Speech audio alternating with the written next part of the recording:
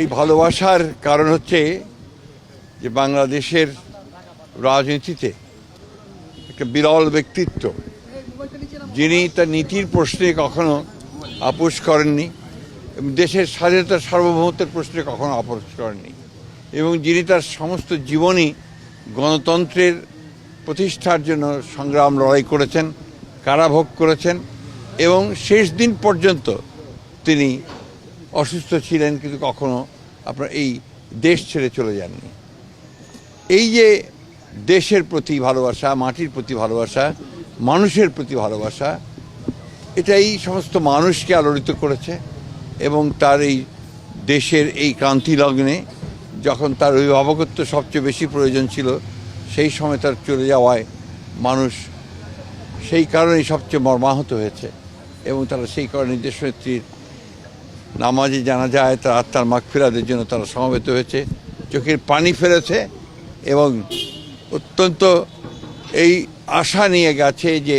তার এই চলে যাওয়ার মধ্য দিয়ে দেশের মানুষ গণতন্ত্রকে প্রতিষ্ঠার দিকে যে কর্তব্য পালন করা, সেই কর্তব্য তারা পালন করবে এবং আগামী নির্বাচনকে সুষ্ঠু, অবাধ, নিরপেক্ষ করে এই দেশের পক্ষে যে শক্তি আছে বাংলাদেশ জাতীয়তাবাদী দল, সেইটাকে তারা বিজয়ী করবে বলে আমি মনে করি। না, নিঃসন্দেহে আপনার দেশনেত্রী বেগম খালেদা জিয়া যে একটা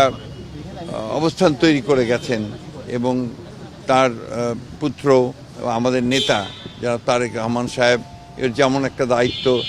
আছে, ঠিক একই সঙ্গে বিএনপির প্রতিটি নেতাকর্মীর দায়িত্ব রয়েছে যে বাংলাদেশি জাতীয়তাবাদের যে দর্শন শহীদ প্রেসিডেন্ট জিয়াউর রহমান সাহেব দিয়ে গেছেন,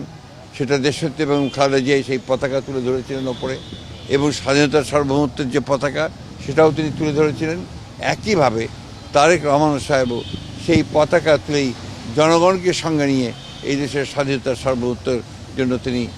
কাজ করবেন, রক্ষা করার জন্য কাজ করবেন এবং তাকে সুসংগত করবেন এবং গণতন্ত্রকে প্রতিষ্ঠা করবেন, এটাই মানুষের প্রত্যাশা। না, আমি তো মনে করি যে ম্যাডামের